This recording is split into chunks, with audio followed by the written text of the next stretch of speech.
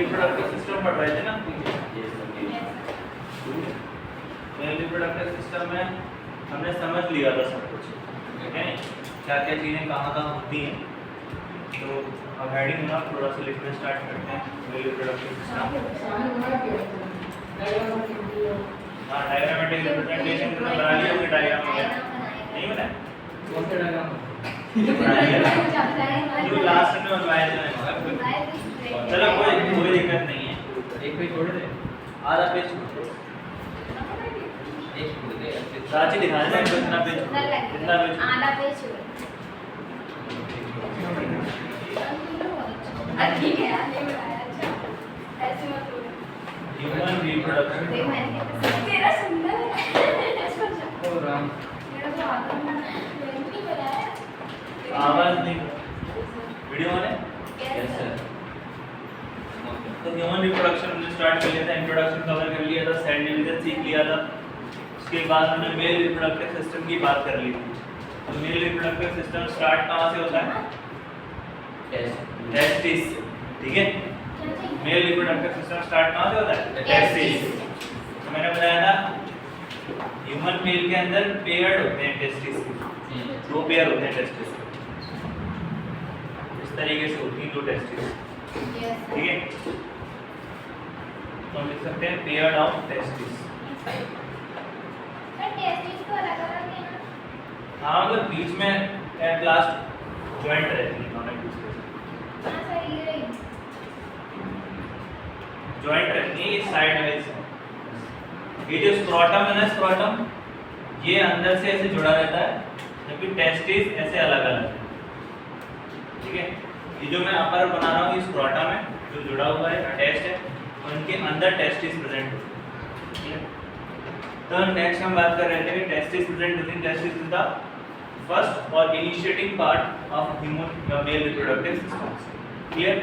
Testis के बाद मैंने तुम्हें बताया टेस्टिस के अंदर क्या होता है। टेस्टिस के अंदर 200 से 250 कंपार्टमेंट होते हैं, हाँ लॉक्यूल्स, उन कंपार्टमेंट्स को कहते हैं लॉक्यूल्स, ऐसे बताया थे ना। Yes sir. इनको टेस्टिकुलर लॉक्यूल्स कह सकते हो या फिर कंपार्टमेंट्स कह सकते हो, टेस्टिकुलर कंपार्टमेंट्स। इनके अंदर प्रेजेंट होते हैं सेमिनिफेरस ट्यूब्यूल्स, क्लियर। और सेमिनिफेरस ट्यूब्यूल्स के आसपास प्लेटिंग सेल्स, हाँ लेडिक सेल्स। लेडिक सेल का फंक्शन क्या होता है? चाहिए इसको हमको स्टोर करने नहीं, लेडिक सेल एंड्रोजन सीक्रेट, हाँ मेल सेक्सुअल हार्मोन्स को बनाते हैं, ऐसे हार्मोन्स जो मेल के अंदर सेकेंडरी सेक्सुअल कैरेक्टर्स को डेवलप करते हैं। मैंने बताया था ना टेस्टोस्टेरोन लेवल बढ़ता है बॉडी के अंदर, तो क्या होता है मेल कैरेक्टरिस्टिक्स डेवलप होते हैं, मॉस्टेच आने लगती है, आर्मपिट्स पे हेयर ग्रोथ होने लगती है, जेनिशियल एरियाज पे हेयर ग्रोथ होने लगती है, वॉइस में डीपनेस आने लगती है, भारी आवाज होने लगती है। तो ये सारे कैरेक्टरिस्टिक्स हमें किसके अंदर देखने को मिलते हैं? जिसके अंदर टेस्टोस्टेरोन लेवल बढ़ने लगता है, क्लियर है? नया है कौन? तो टेस्टोस्टेरोन हार्मोन रिलीज करने के लिए कौन रिस्पांसिबल है? लेडिक सेल्स, इनको इंटरस्टिशियल सेल्स भी कहा जाता है, ठीक है। या इंटरस्टिशियल फ्लूइड के अंदर ये सेल्स प्रेजेंट होते हैं। चलो आगे कहानी लिखते हैं। इंट्रोडक्शन इसके अंदर मेल रिप्रोडक्टिव सिस्टम है। Male reproductive system consist of, लिखना चाहते हो मेल रिप्रोडक्टिव सिस्टम स्टार्ट हो रहा है ना तब से, हेडिंग डालो मेल रिप्रोडक्टिव सिस्टम, डली है ना, ठीक है। Male reproductive system consist of, male reproductive system consist of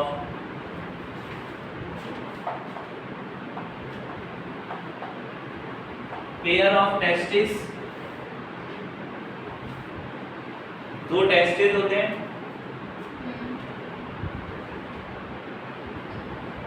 next लिखना एक्सेसरी डक्ट्स, डक्ट मतलब जानते हो? नली, लाइन, पाइपलाइन, एक्सेसरी डक्ट्स, आप कॉमन आके लिखते रहो। एक्सेसरी का मतलब होता है जो मिले हुए हैं एक दूसरे से कनेक्टेड है, ठीक है। जितनी भी पाइपलाइंस है ना वो एक दूसरे से कनेक्टेड है। Accessory ducts, testis, accessory ducts, दूसरा पॉइंट है ये अलग अलग है, मतलब फॉर्मूला के लिखते रहना। फिर लिखना ग्लैंड्स, एक्सेसरी डक्ट्स के बाद क्या है ग्लैंड्स, और फिर लास्ट में लिखना एक्सटर्नल जेनिसेलिया, एक्सटर्नल जेनिसेलिया।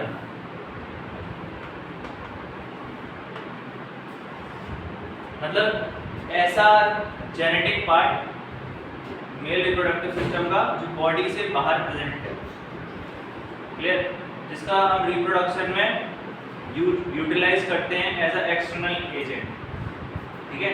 दो होते हैं एक ही है एक्सटर्नल जेनिसेलिया के फॉर्म में, जो स्पर्म को मूव कराने में हेल्पफुल रहता है, बाद में दो इसको हम पेनिस कहते हैं।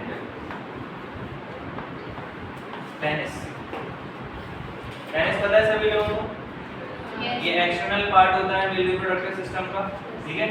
ये स्पर्म के मूवमेंट में हेल्पफुल रहता है ड्यूरिंग द टाइम ऑफ कॉप्यूलेशन। मैंने तुम्हें टर्म पढ़ाया कॉप्यूलेशन, याद है?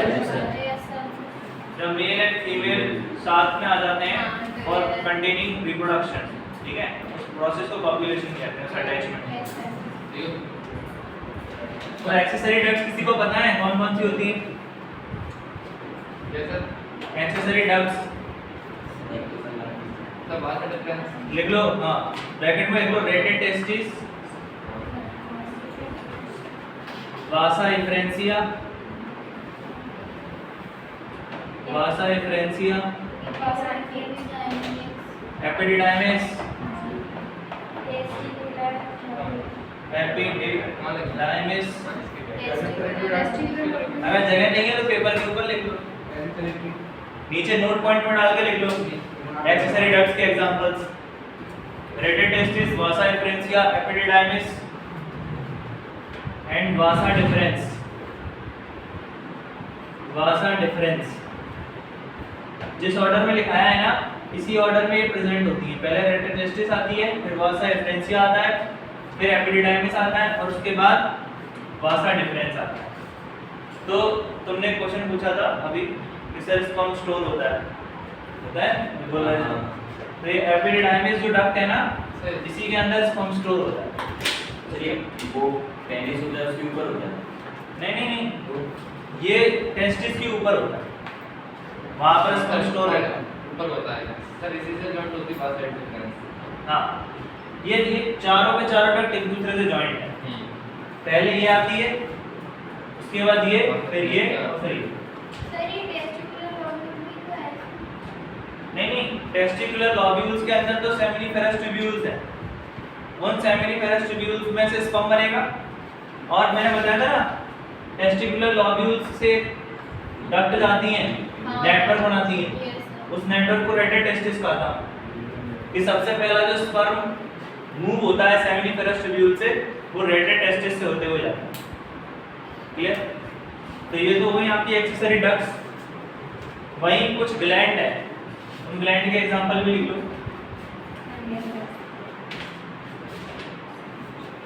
फिर इसके बारे में और अच्छे से लिखेंगे, समझेंगे।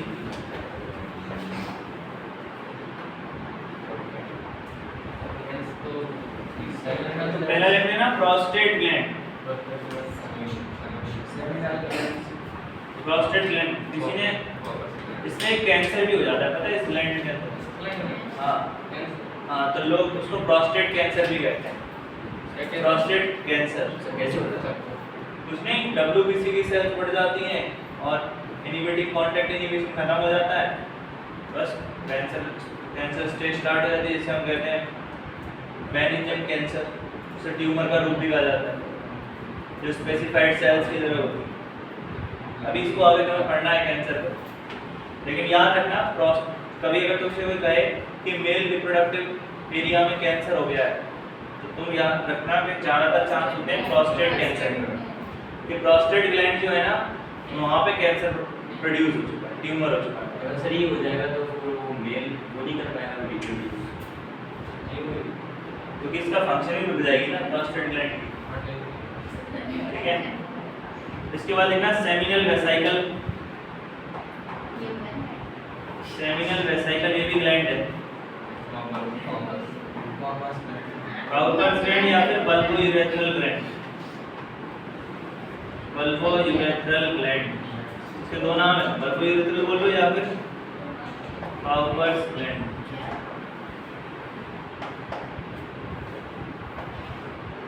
बल्बो यूरेथ्रल ग्लैंड और काउपर्स ग्लैंड, तीन तरीके के हमें ग्लैंड्स पढ़ने हैं। याद रखना ये दोनों जो ग्लैंड होते हैं ना ये पेयर में होते हैं, किसमें होंगे, और ये होगा सिंगल पेयर, ये दोनों पेयर में रहते हैं, बल्बो यूरेथ्रल और सेमिनल वेसिकल सिंगल।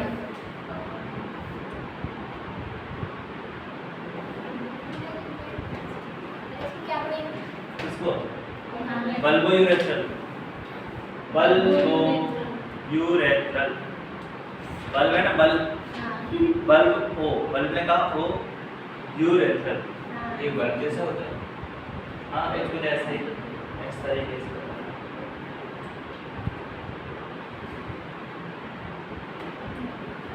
ये दिख रहा है, इस तरीके का बल्ब यूरेथ्रल, यूरेथ्रा के ऊपर प्रेजेंट होता है इसीलिए यूरेथ्रल लग जाता है। यूरेथ्रा तो जानते होगे जहाँ से यूरिन पास होता है, उस पैसेज को यूरेथ्रा कहते हैं।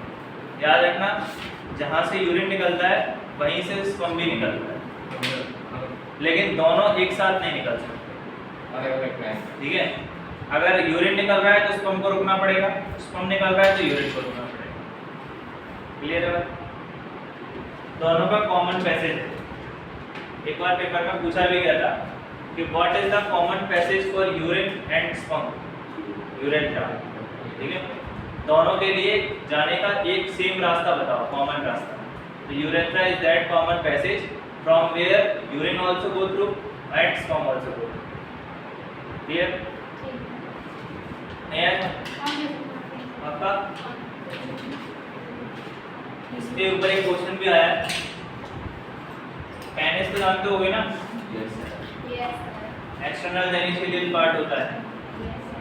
अब पेनिस के ऊपर यहाँ एक ओपनिंग होती है जहाँ से यूरिन और स्पर्म बाहर निकलते हैं, इस ओपनिंग को नाम दिया जाता है यूरेथ्रा मेलेटस, यूरेथ्रा मेलेटस। ये बुक में नहीं है अपने एनसीईआरटी में, मैं जनरल नॉलेज के लिए बता देता हूँ। और इस यूरेथ्रल मेलेटस के ऊपर की जो स्किन होती है, और स्किन होती है, हाँ है वो। तो यूरेथ्रल मेलेटस के ऊपर की जो स्किन होती है MEAL नहीं है,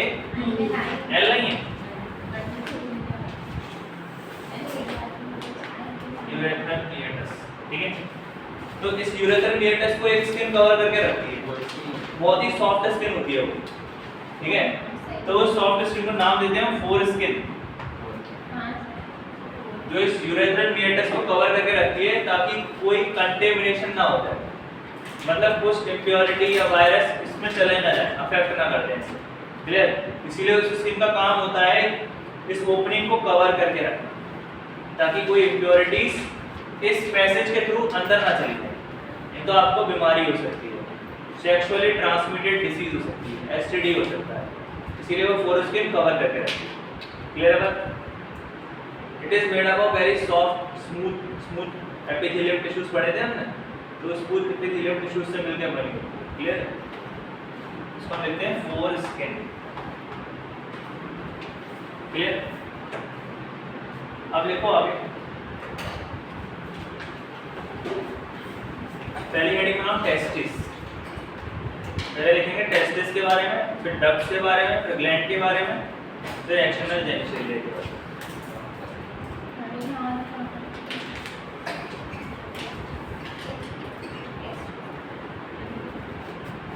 लिखो टेस्टिस में,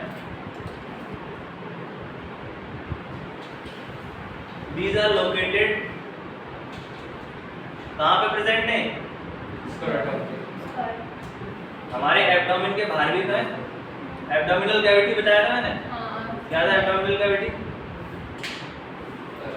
the region below the chest, chest से नीचे का जो रीजन है उसे एब्डोमिनल कैविटी कहते हैं। क्लियर है बात? और चेस्ट से ऊपर का थोरैसिक्स और ये हेड। क्लियर? हमारी बॉडी 3 पार्ट में डिवाइड है, हेड, थोरैक्स और एब्डोमेन। क्लियर? तो टेस्टिस में लिखो पहले बात, these are located outside the abdominal cavity. These are located outside the abdominal cavity. These are located outside the abdominal cavity within a pouch-like structure. Pouch की spelling आती है? P-O-U-C-H. Within a pouch-like structure. क्या नाम है इसका? Scrotum. Within a pouch-like structure called scrotum. S-C-R-O-T-U-M. Scrotum. ठीक है? Note point लिखो।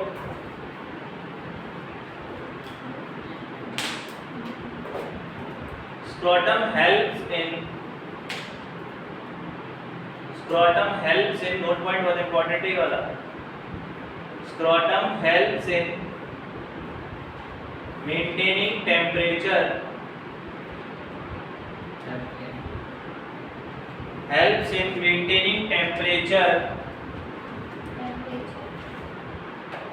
which is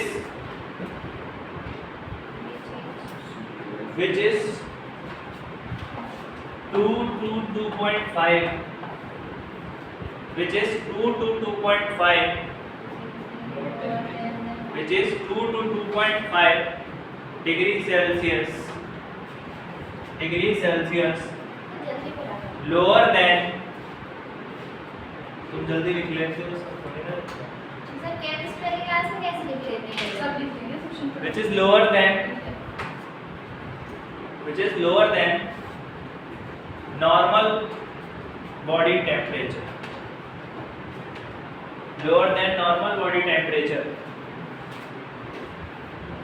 ब्रैकेट में लिख लो नॉर्मल बॉडी टेम्परेचर कितना होता है? मिस्टर 97 नहीं है, ठीक है? वो फ़ारेनहाइट में होता है, ठीक है? तुमने वो क्या बताओ ना, कुछ बच्चे आज भी मूवी ज़्यादा देखते हैं तो देखते हैं उसमें 104 डिग्री बुखार, वो पूरा तो बोलते नहीं है 104 डिग्री फ़ारेनहाइट, वो सीधे ही बोल देते हैं 104 डिग्री। लोग सोच लेते हैं कि हाँ 104 डिग्री पे बुखार होता है, तो बोलते हैं कभी हम भी टेस्ट करें, हमारा तो कभी आया ही नहीं 104 डिग्री। तो एक्चुअली में यही होता है कि फ़ारेनहाइट और सेल्सियस बोलते नहीं हैं मूवीज़ में, इस वजह से हमें लगता है कि 100 तक भी आसानी से हो जाए। नहीं सर, थर्मामीटर में हाँ, तो वो फ़ारेनहाइट स्केल में लगी होती है ना उसमें। ठीक है, नोट पॉइंट समझ में आया? कॉमा लगा के लिखना। हाँ, कॉमा लगा के लिखो। This temperature is suitable for spermatogenesis.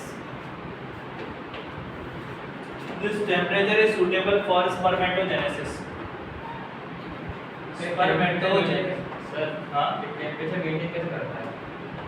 क्या? टेम्परेचर को मेंटेन करता है हीट लॉस करके, हीट गेन करके। मैंने उसे बताया था तुम्हें कि सर्दियों में ये क्या होता है, बहुत ही कॉन्ट्रैक्ट हो जाता है स्क्रोटम, ताकि मिनिमम हीट लॉस हो। गर्मियों में लूज हो जाता है ताकि मैक्सिमम हीट लॉस हो। क्लियर है? उसका टेम्परेचर मेंटेनिंग क्या है? कॉन्ट्रैक्शन और रिलैक्सेशन पे बेस है। लिख लो चाहे कैसे मेंटेन करता है सुटेबल फॉर स्पर्मेटोजेनेसिस। अरे सर हाँ सर अभी तुम लोगों को बहुत बातें आती हैं। सर भी spermatogenesis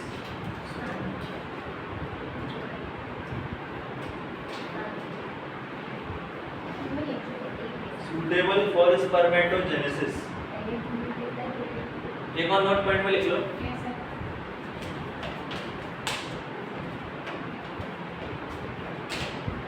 scrotum in different season,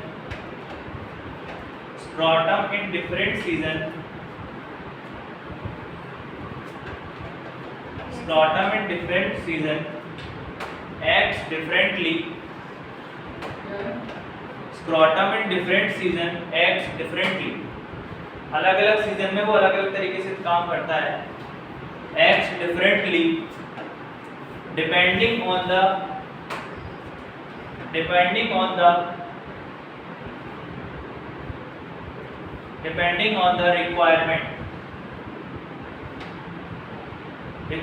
के अकॉर्डिंग डिपेंड करता है, ठीक है।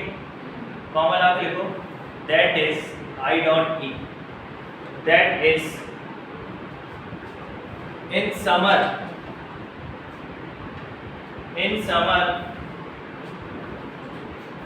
it become loose and relax, in summer it become loose and relax, so that maximum heat loss takes place, and in winters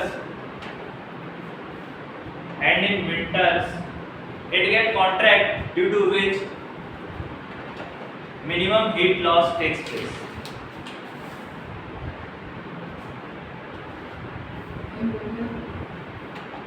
It get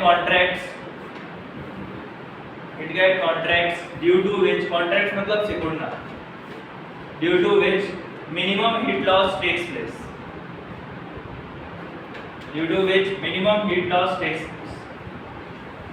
hence in this manner scrotum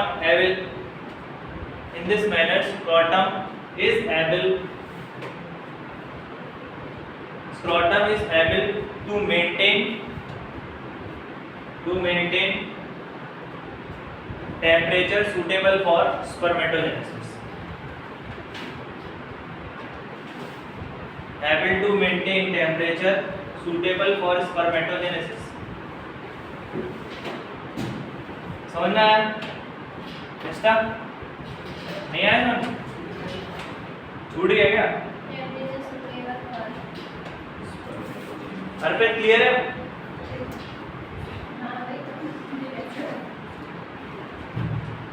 next point लिखो testis के अंदर each testis is oval in shape, testis का shape कैसा है? अंडाकार।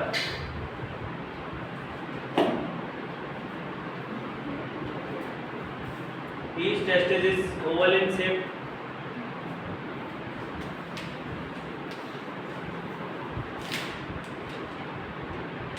each testis is oval in shape, length है तो रेंडो length है पूछते हैं नहीं। नेक्स्ट पॉइंट लिखो it is covered by dense covering, एक बहुत मोटी लेयर होती है, it is covered by a dense covering called tunica albuginea, पढ़ाया था। It is covered by dense covering, it is covered by dense covering which is known as tunica albuginea.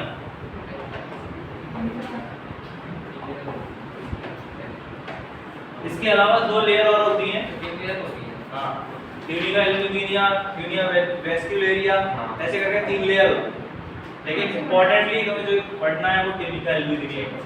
ये बाहर की तरफ होती है, अंदर ये बीच में होती है, सर एक एक इससे ऊपर होती है, एक इससे ये मिडिल लेयर ट्यूनिका एल्ब्यूजिनिया, लेकिन ज्यादातर क्वेश्चंस जो आते हैं वो ट्यूनिका एल्ब्यूजिनिया में ही आते हैं। उसको ओवर टीम प्रोटेक्ट करती है कंटेमिनेशन से। क्या होता है कभी कभी तुम गिर जाते हो, कहीं गिर गए, एक्सीडेंट हो गया, तो ऐसे तो टेस्टिस फूट जाएंगे ना, उनको प्रोटेक्शन चाहिए ना, तो प्रोटेक्शन है। क्लियर? हार्म होने से बचाते हैं। वाली कोई बात नहीं, बॉडी है उसको ऐसी क्या हो नहीं। आगे ठीक है, आगे ले नेक्स्ट वर्ड कैसे S.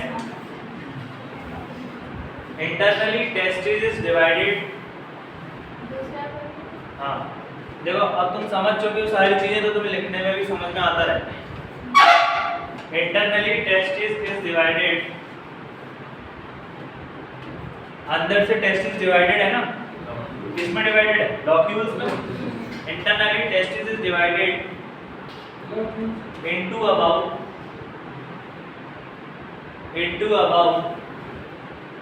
250 कंपार्टमेंट्स, लगभग 250 कंपार्टमेंट्स होते हैं।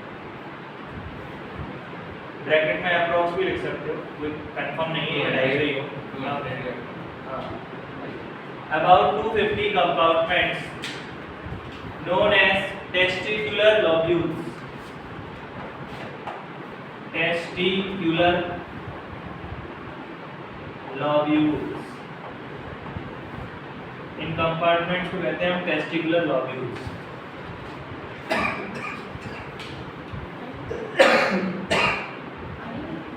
Testicular lobules, LOBULES, testicular लॉब्यूल्स।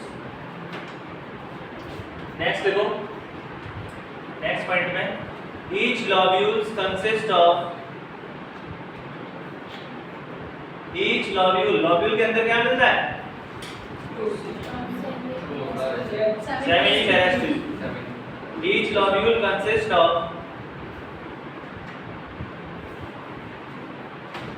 1 to 3, 1 से 3 तक। Each lobule consists of 1 से 3, एक भी हो सकता है, 2 भी हो सकते हैं, 3 2 से 4 ही होगा। 1 से 3 है।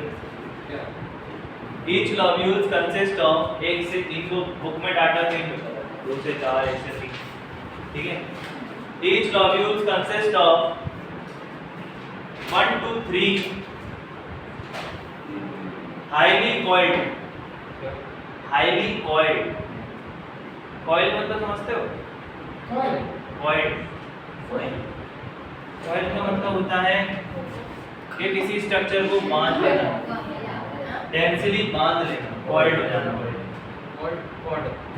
अरे वो देखा टेलीफोन पुराने जमाने में, उसकी केबल कैसी थी? कॉइल होती थी, तभी कम स्पेस में आ जाती थी screen.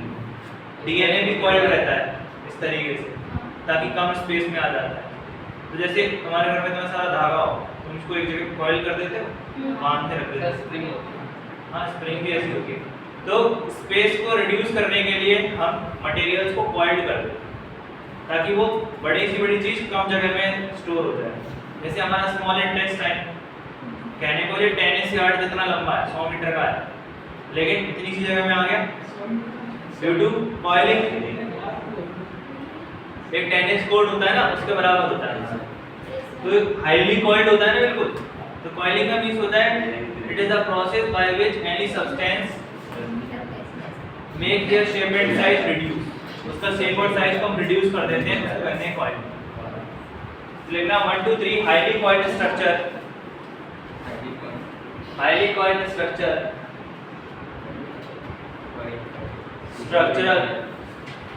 highly coiled structure and functional,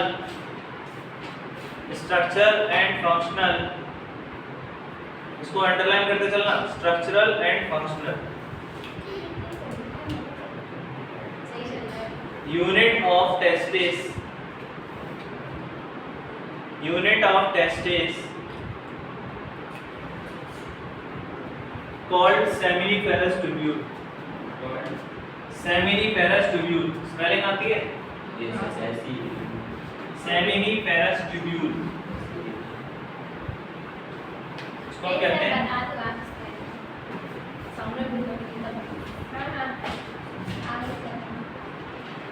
seminiferous tubule,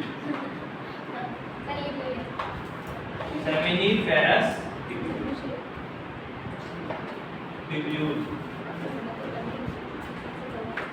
कहाँ प्रेजेंट है सेमिनिफेरस ट्यूब्यूल? टेस्टिस के अंदर जो लोब्यूल्स है वो क्या है? ब्रैकेट में लिख लो सेमिनिफेरस ट्यूब्यूल के इन विच स्पर्म प्रोड्यूस, जिसके अंदर स्पर्म प्रोड्यूस होता है, इन विच sperm produce,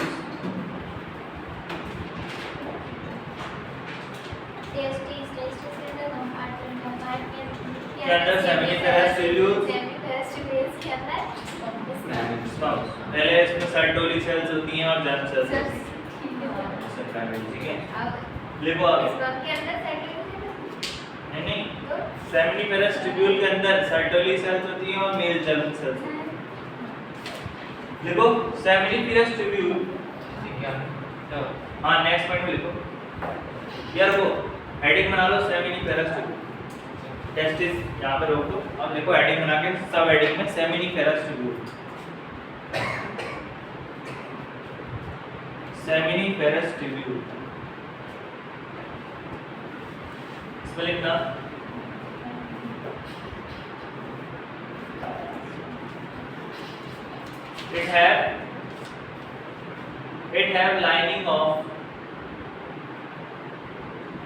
it have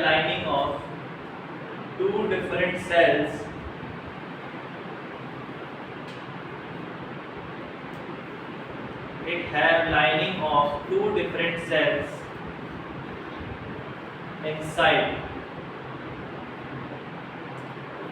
It have lining of two different cells inside. इसके अंदर दो सेल्स की लाइनिंग होती है, लिखना फर्स्ट जर्म सेल, जिसको हमने प्राइमरी सेल भी कहा था, जर्म सेल्स या फिर स्पर्मेटोगोनिया,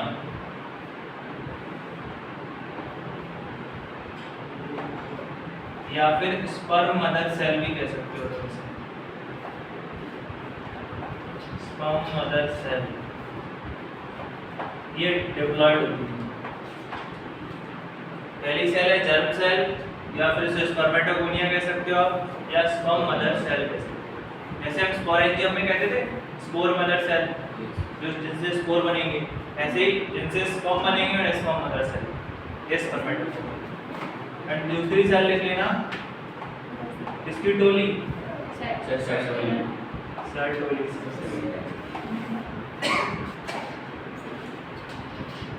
तो सेमिनिफेरस ट्यूब्यूल के अंदर दो सेल हैं, या तो स्पर्मेटोगोनिया एंड सर्टोली सेल।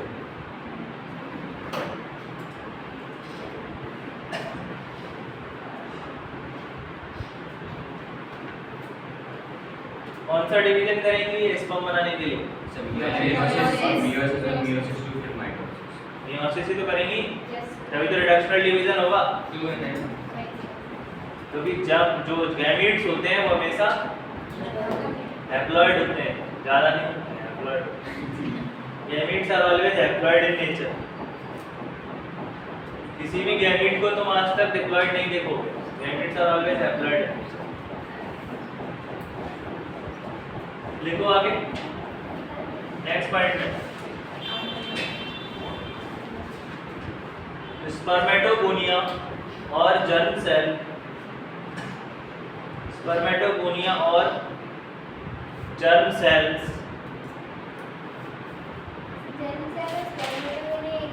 हाँ इसको और अच्छे से समझने के लिए इसके आगे मेल भी लगा दो, मेल जर्म सेल। स्पर्मेटोगोनिया और male germ cell undergo meiosis. Spermatogonia और male germ cell undergo meiosis. पता है ना मियोसिस क्या होता है? मियोसिस ठीक है, अंडरगो मियोसिस। क्या बनाया था कल लास्ट में हमने? क्या नाम था उसका? कुछ लाइक स्ट्रक्चर बन जाता है ऐसे, स्पर्मेटोजोआ। तो लिखो अंडरगो मियोसिस। हाँ, जब नरिशमेंट ले लेगा तो कन्वर्ट हो जाएगा, स्पर्मेटेड कन्वर्ट हो जाएगा स्पर्मेटोजोआ। तो लिखो मियोसिस लिख लिया, हाँ leading to the formation of spermatozoa.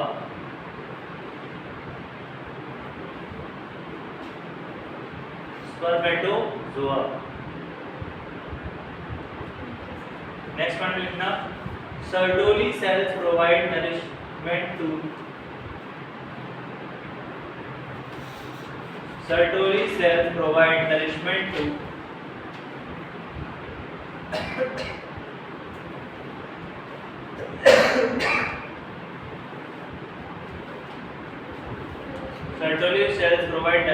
to spermatids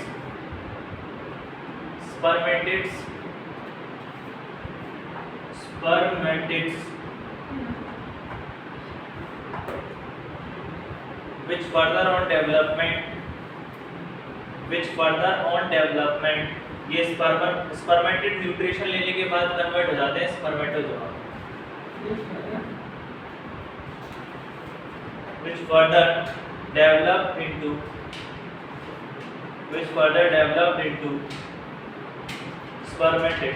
spermatozoa. Sir जब वो स्पर्म बन जाता है तो फिर वो बाहर निकलता है तो सर उसको न्यूट्रिशन कौन प्रोवाइड करता है? नहीं, उसके पास खुद का न्यूट्रिशन प्रेजेंट होता है, उसके अंदर अभी हम पढ़ेंगे फ्रक्टोज वगैरह भी आ जाएंगे चीजें, शुगर। हाँ, उससे उसको न्यूट्रिशन मिलती है, बाद में कैसे हो जाएगा? फिर घूमेगा, आपकी फिर वो अपनी डक्ट से होता हुआ पेनिस के थ्रू फीमेल रिप्रोडक्टिव सिस्टम में घुसेगा, फीमेल रिप्रोडक्टिव सिस्टम में जो ओवा है वहाँ पे जाकर फर्टिलाइज कर देगा। क्लियर? आगे लिखो इंटरस्टिशियल स्पेस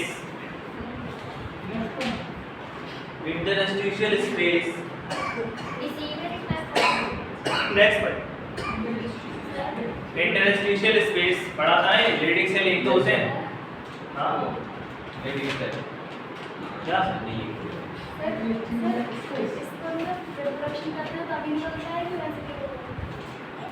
डिपेंड करता है कब निकालना है, मतलब जो मेल होते हैं अगर ये चाहेंगे तो ये कभी भी निकल सकता है, इसका कोई जरूरी नहीं है कि जब आपको रिप्रोडक्शन करना हो तभी निकालना, मींस ये आपके अंदर, ये मेल्स के अंदर स्टोर रहता है, ठीक है, तो जरूरी नहीं है कि during the time of population जब मेल और फीमेल एक साथ हो तभी स्पर्म रिलीज हो, स्पर्म उसके पहले भी रिलीज किया जा सकता है, वेस्ट हो जाता है और क्या, मींस जब तक बॉडी से बाहर निकल जाता है ना, पेनिस से बाहर निकल आता है स्पर्म, लेकिन फिर उस स्पर्म को यूटिलाइज करने के लिए तो फीमेल बॉडी चाहिए ना, फीमेल रिप्रोडक्टिव सिस्टम, अब फीमेल रिप्रोडक्टिव सिस्टम नहीं होगा तो वो वेस्ट हो गया ना, मतलब उसका यूटिलाइजेशन तभी तो पॉसिबल है जब आप फीमेल को भी, फीमेल के रिप्रोडक्टिव सिस्टम को यूज कर रहे हो तब उसका फंक्शन यूज होता है, लेकिन अगर आपके सामने या आपके पास फीमेल रिप्रोडक्टिव सिस्टम नहीं है तो आपका जो सीमन है एक्चुअली में जो रिलीज होता है वो स्पर्म नहीं होता, उसे सीमन कहते हैं, सीमन कहते हैं, ठीक है, उसे स्पर्म नहीं कहा जाता, तो सीमन कहा जाता है, क्योंकि इसमें और भी अलग अलग फ्लूइड प्रेजेंट होते हैं जिसकी वजह से उसका कलर वाइट कलर का हो जाता है, उसका जो नेचर हो जाता है थोड़ा सा स्टिकी हो जाता है, उसके अंदर बहुत सारे एंजाइम्स ऐड हो जाते हैं, तो ये सब चीजें अभी जो बना रहे हैं हम वो है स्पर्म, और मैंने पढ़ाया है तुम्हें ग्लैंड, 3 तरीके के ग्लैंड हैं, तो ये तीनों ग्लैंड कुछ ना कुछ बनाएंगे, मैंने तुम्हें पढ़ाया था टिश्यू वाले चैप्टर में ग्लैंडुलर टिश्यूज, ग्लैंडुलर टिश्यूज ऐसे टिश्यूज होते हैं जो कॉलमनर एपिथेलियम से डेवलप हुए हैं, याद है कुछ? कॉलमनर एपिथेलियम पढ़ा था हमने, सीलिएटेड एपिथेलियम पढ़ा था, तो कॉलमनर एपिथेलियम जो सेल्स होती हैं ये जब डेवलप हो जाती हैं, जब कुछ बनाने लगती हैं, सीक्रेट करने लगती हैं, तो ऐसी सेल्स को हम ग्लैंड्स कहते हैं, तो ग्लैंड का मतलब कुछ ना कुछ बनाएंगे, तो जब ये कुछ ना कुछ बनाते हैं तीनों के तीनों prostate, seminal vesicle and bulbo urethral, और वो तीनों मिली हुई चीजें स्पर्म के साथ ऐड कर देते हैं, तो स्पर्म और इनके मिक्सचर को हम नाम दे देते हैं सीमन। क्लियर है बात? तो सीमन जो बॉडी से बाहर रिलीज होता है मेल की, वो स्पर्म नहीं होता है, एक्चुअली में सीमन होता है। क्लियर? सर वो स्पर्म होता है वो होता नहीं, एसिडिक होता है या बेसिक?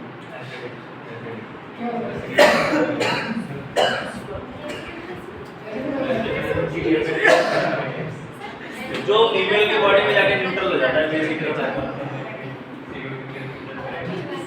मतलब स्लाइटली एसिडिक होता है, वो भी इस वजह से क्योंकि यूरिन फॉर्मेशन हो जाता है इस वजह से। यूरेथ्रा से यूरिन निकलता है, तो यूरिन एसिडिक होती है, तो उस वजह से उस पैसेज की वजह से थोड़ा सा एसिडिक होता है। क्या? सर ये फास्ट में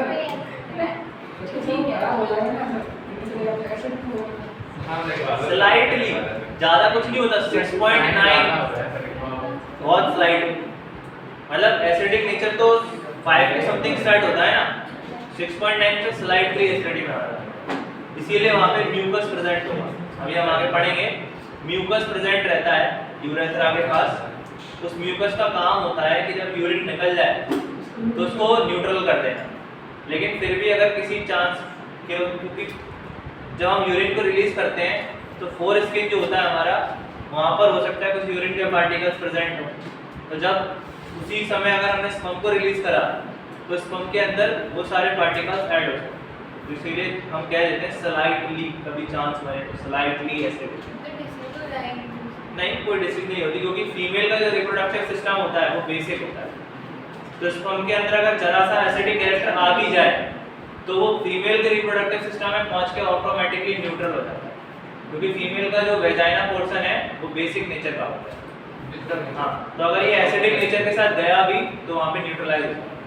तो एसिड ऑलवेज प्रेजेंट होता है वाटर में ले लो आगे। Interstitial spaces are present between interstitial spaces present between seminiferous tubules। seminiferous tubules के आसपास बताया था ना मैंने, खाली स्पेस रहती है। between seminiferous tubules which contains small blood vessels, वहाँ पे छोटी छोटी blood vessels होती हैं, which contains small blood vessels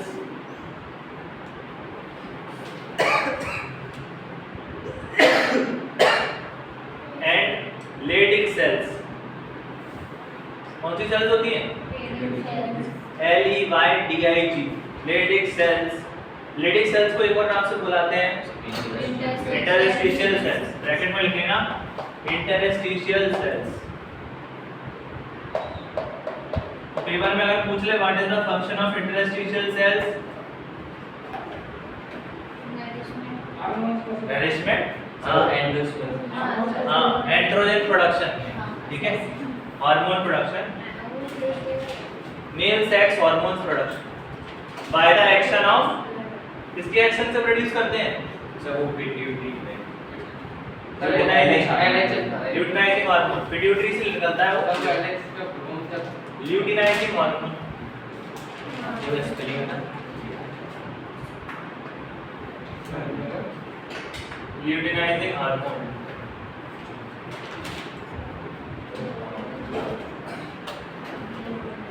लिखना Leydig cell synthesis। Next point पे लिखना, क्या नहीं है बस खत्म। इसको अंडरलाइन कर लेना, Leydig cells के ब्रैकेट में लिख देना इंटरस्टिशियल सेल्स और नया पॉइंट चालू कर देना। Leydig cell के ब्रैकेट में लिख लेना इंटरस्टिशियल सेल्स और नया पॉइंट लिखना, इस पे इंपॉर्टेंट लिख लेना इस वाले point. Leydig cells synthesize, Leydig cells synthesize testicular hormones। Leydig cells synthesize testicular hormones। इन्हीं हार्मोन्स की वजह से पेनिस का एनलार्जमेंट भी होता है। पेनिस का जो साइज है वो भी इंक्रीज होता है ड्यू टू टेस्टिकुलर हार्मोन्स, ठीक है। जिनके अंदर टेस्टिकुलर हार्मोन्स नहीं होंगे उनका पेनिस का साइज भी इंक्रीज नहीं होगा। क्लियर? याद है ना टेस्टिकुलर हार्मोन्स क्या क्या पढ़ाए थे? टेस्टोस्टेरोन, बहुत ही इंपॉर्टेंट हार्मोन। तो Leydig cell synthesize testicular hormones called androgens. क्या कहते हैं हम? एंड्रोजेंस। एग्जांपल में लिख लेना testosterone. Example testosterone, testosterone, testosterone सही है इसका लिखो। Testosterone.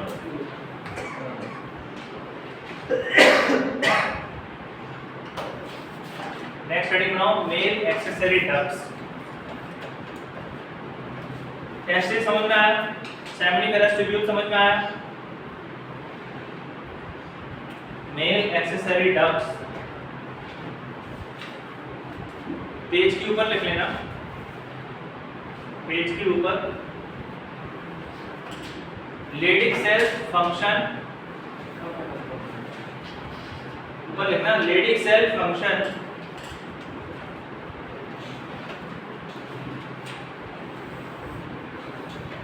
Leydig cell functions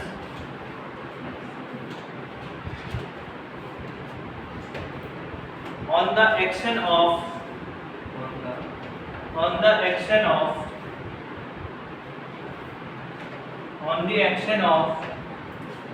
luteinizing hormone। luteinizing hormone जब एक्शन लेता है तभी तो लेडिक सेल फंक्शन करता है। on the action of luteinizing hormone, luteinizing hormone androgen करना चाहिए ना किसमें? Luteinizing hormone. हाँ एंड्रोजन करना चाहिए। एंड्रोजन तो बनता है। मैं ये बता रहा हूँ कि जो लेडिक सेल्स हैं वो फंक्शन तब करेंगे जब ल्यूटिनाइजिंग हार्मोन उनसे करेगा। क्लियर है? और फिर ये ग्लैंड निकालती है, हार्मोन निकालती है। पिट्यूटरी ग्लैंड एक मास्टर ग्लैंड है जो आपकी पूरी बॉडी में जितनी भी ग्लैंड्स हैं उन सभी के फंक्शन को कंट्रोल करती है। नेक्स्ट हेडिंग बनाओ एक्सेसरी डक्ट्स। एक्सेसरी डक्ट्स में लिखना male accessory ducts. It includes क्या क्या आती है मेल एक्सेसरी डक्ट्स में? ऑर्डर से ही लिखो ताकि ऑर्डर हमेशा याद रहे। Radial testis, vasa efferentia, appendicitis, water. पीछे लिखा है ना ऐसे लिखो। It includes radial testis, vasa efferentia. देखो हाँ इसीलिए बोला ऑर्डर से लिख लो। तो ऑर्डर तुम्हें याद रहेगा कि पहले स्पर्म रेडियल टेस्टिस में जाता है, फिर वासा एफ्रेंसिया में जाता है, फिर एपिडिडाइमिस में कुछ दिन रुकता है, 18 से 24 घंटे वहीं रुकता है, स्टोर रहता है, फिर उसके बाद वासा डिफरेंस में जाता है। मैंने बताया ना एक बार स्पर्म प्रोड्यूस करने में 90 डेज लग जाते हैं। तो अगर हम रिलीज कर देते हैं तो बहुत वेस्ट हो जाता है, बहुत वेस्टेज हो जाता है। मतलब 90 दिन फिर लगते हैं तब जाके हम दोबारा से स्पर्म बनाते हैं।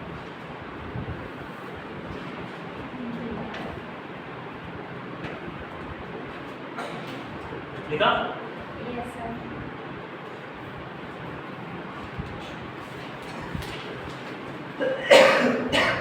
अब लिखो first point. First point the intratesticular duct system, the intratesticular duct system start with tubuli recti। start with tubuli recti। Spelling लिख दो।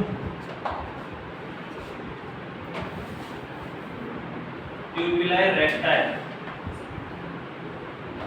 tubuli recti, tubuli recti bracket में लिख लेना। tubuli recti ब्रैकेट में लिख लेना। स्मॉलेस्ट डक्ट, सबसे छोटी डक्ट होती है tubular रेक्टा। Smallest duct, smallest duct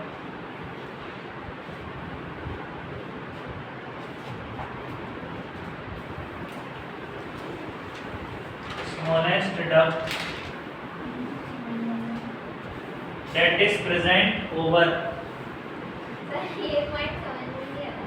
बता रहा हूँ ना मैं, that is present over,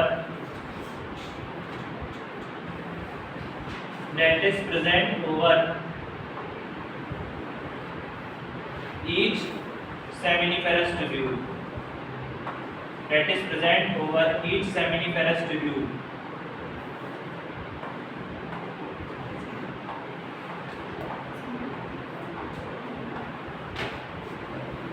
तो ये टेस्टिस है, टेस्टिकुलर लॉब्यूल्स हैं, इनके अंदर सेमिनिफेरस ट्यूब्यूल है। हर सेमिनिफेरस ट्यूब्यूल से एक छोटी छोटी डक्ट जाती हुई दिख रही है। इन छोटी छोटी डक्ट्स को कह रहे हैं हम ट्यूबुलर रेक्टाई। और जब ये ट्यूबुलर रेक्टाई ने यहाँ पर नेटवर्क बना लिया, क्लस्टर बना लिया, इसे कह रहे हैं रेडेड टेस्टिस। सही नसें होती हैं। नहीं, डक्ट नहीं है, डक्ट नसें नहीं है। वेसल्स वो होती है जिसमें ब्लड फ्लो करे, ये है डक्ट। स्पर्म फ्लो डक्ट में कुछ भी फ्लो कर रहा है, यहाँ पे स्पर्म फ्लो कर रहा है, वैसे कहीं और होंगी तो हार्मोन्स फ्लो करते हैं डक्ट से। तुमने पढ़े होंगे ना डक्टलेस हार्मोन, पढ़े hormones, endocrine hormone, exocrine hormone, भूल गए? सर क्या? Endocrine hormone, exocrine hormone. Yes sir. तो ये जो इंडिविजुअल, देखो मेरी बात सुनो, ये जो इंडिविजुअल डक्ट है ना, इसको कह रहे हैं ट्यूबुलर रेक्टाई। और ये जो ट्यूबुलर रेक्टाई एक साथ इकट्ठी हो गई है यहाँ पे, तो इसे हमने नाम दे दिया कलेक्टिवली रेडेड टेस्टिस। क्या नाम दे दिया? Rated testis. तो जो डक्ट का सिस्टम है वो स्टार्ट कहां से हो रहा है? Tubular recti. ये देखने में थोड़ी छोटी होती है, इसलिए इनको कलेक्टिवली यूज नहीं करते। तो लिखना the intratesticular duct system starts with tubular recti, bracket में लिख दिया, which are short and present over the seminiferous tubule। लिखा कि नेक्स्ट में लिखो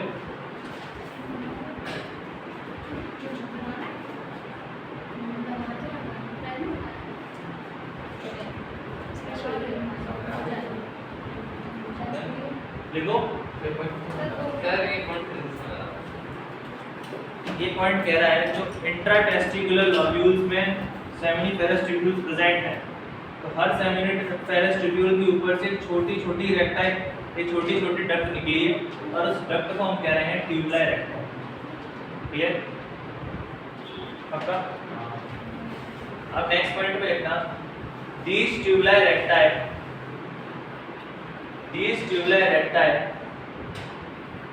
connect seminiferous tubule, these tubular recti connect seminiferous tubule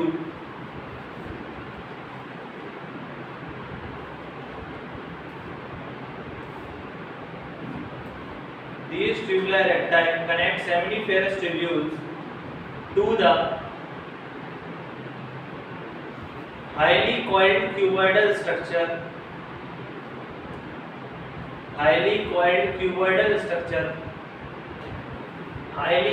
cuboidal structure,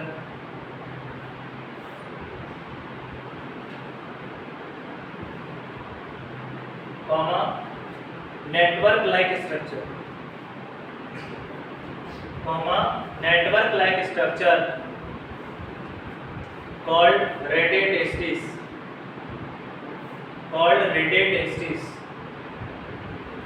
तो ये जो ट्यूबुलर रेक्टाई है, इनका काम क्या है? सेमिनिफेरस ट्यूब्यूल को जोड़ देना रेडेड टेस्टिस। ये ट्यूबुलर रेक्टाई सेमिनिफेरस ट्यूब्यूल को जोड़ रही है रेडेड टेस्टिस, ये इनका काम। क्लियर? तो ट्यूबुलर रेक्टाई के बाद किसका नंबर आया? Rated testis. जिसके बाद किसका आएगा? Vasa efferentia. नेक्स्ट देखो from rated testis, from rated testis से, हाँ नेक्स्ट पॉइंट है, from rated testis 10 to 15 fine tubules, 10 से 15 ट्यूब लाइक स्ट्रक्चर बाहर निकलते हैं from rated testis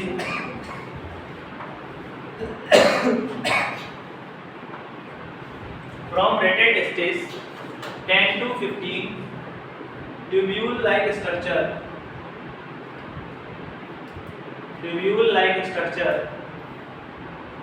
arises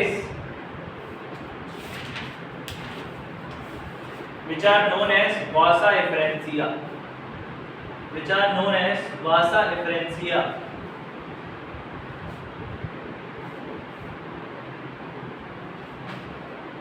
which are known as vasa efferentia, comma, it helps sperm to reach out from testes, it helps sperm to reach out of testes, ध्यान से देख लो, vasa efferentia testis के बाहर है, rated testis तक sperm testis के अंदर था, लेकिन जैसे ही वासा एफरेंशिया में पहुंचा तो वासा एफरेंशिया टेस्टिस के बाहर है ना। तो अगर वो क्वेश्चन पूछे तुमसे कि name the duct which carry out sperm from out of the testis, उस डक्ट का नाम बताओ जो टेस्टिस के बाहर स्पर्म को लेके आती है, वासा एफरेंशिया। क्लियर है? आया समझ में? अंकित क्या लिखा आपने? out of testis and leave it to the, इसके बाद लिखना and leave it to the, Vasa efferentia के बाद क्या होता है? इसी में लिखना reach out the testes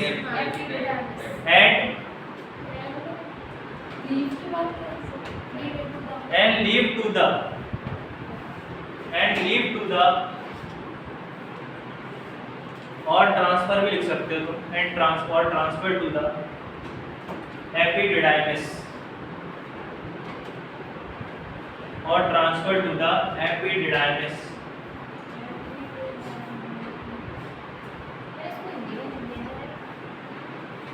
epididymis देख लो, ब्रैकेट में लिखना एपिडिडाइमिस के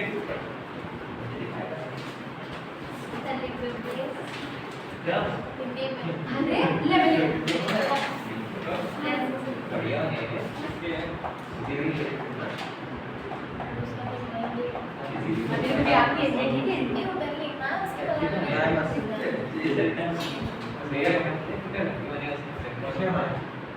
नहीं बोला सही है, हाँ ठीक है सही है, पढ़ने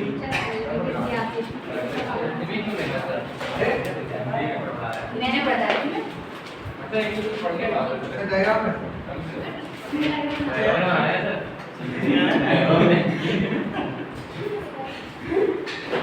इस चैप्टर का सबका जवाब सर मैंने कहा ना, जो स्कूल नहीं जाएगा, जो कोचिंग नहीं जाएगा, ये चैप्टर चलेगा सब जाएंगे, अच्छे जाने लगते हैं। लिखो चलो आगे बढ़ते हैं। एपिडिडाइमिस नेक्स्ट पॉइंट में लिखना सर, ये बनाओ ब्रैकेट में लिख लो एपिडिडाइमिस के sperm store up to 18 to 24 hours, sperm store up to 18 to 24 hours, sperm store up to 18 to 24 hours, 18 से 24 घंटे तक स्पर्म यहीं स्टोर रहता है।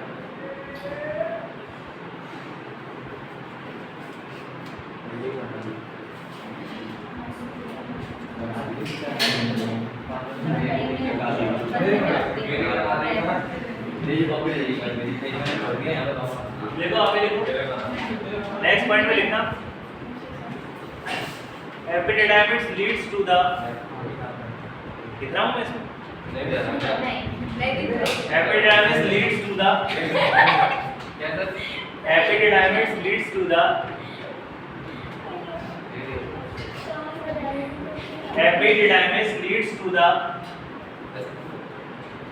एपिडायमिस के बाद क्या आता है? Vasa deferens. Leads to the vasa difference.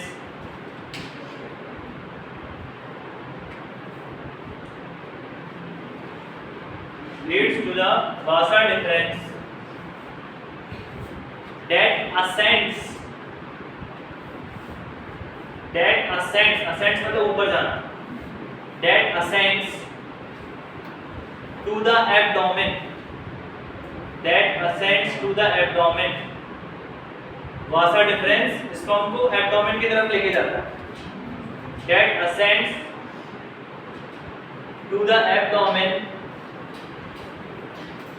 and loop over the urinary bladder and loop over the urinary bladder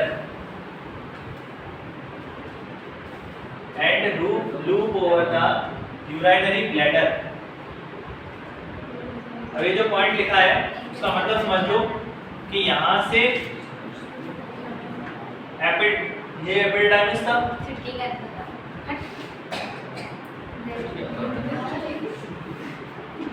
फिर एपिडायमिस के बाद वासा डिफरेंस आया, तो वासा डिफरेंस स्पर्म को ऊपर लेके जाता है, असेंड ऊपर लेके जाना, कहाँ पे लेके जाता है? एब्डोमेन कैविटी में। कहाँ पे? एब्डोमेन मींस जहाँ पे यूरिनरी ब्लैडर लगा हुआ है। देखा है, loops over the urinary bladder, urinary bladder से होते हुए जाता है और कहाँ पे खुलता है जाके? यूरेथ्रा, ये यूरेथ्रा है।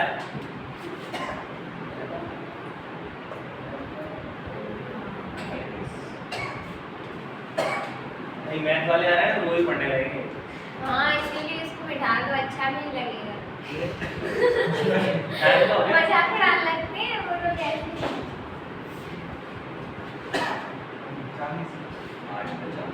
45 बिठा दो, बिठा दो।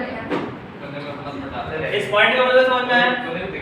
असेंड्स, देखा वासा डिफरेंट असेंड कर रहा है, ऊपर लेके जा रहा है और यूरिनरी ब्लैडर के थ्रू यूरेथ्रा तक पहुंचा रहा है। क्लियर है बात? ये समझ में आया? सर हो गया चलाएंगे हाँ छुट्टी। क्या सही? हाँ ज्यादा ले लिया क्या? सर नहीं सर। ऐसा 2 पेज लिखेंगे कोई बहुत सर दो नहीं है, सर 3-4 पेज। अरे ये वाला चैप्टर जरा मेरे आपका गेट है 2 पेज है। अरे छोटा रखी मेरी गलती। सर नो 1 2 3 देखो 3 है। नोट सही है तुम्हें, ठीक है। भाई भाई लिखने में मजा नहीं आ रहा। नहीं नहीं,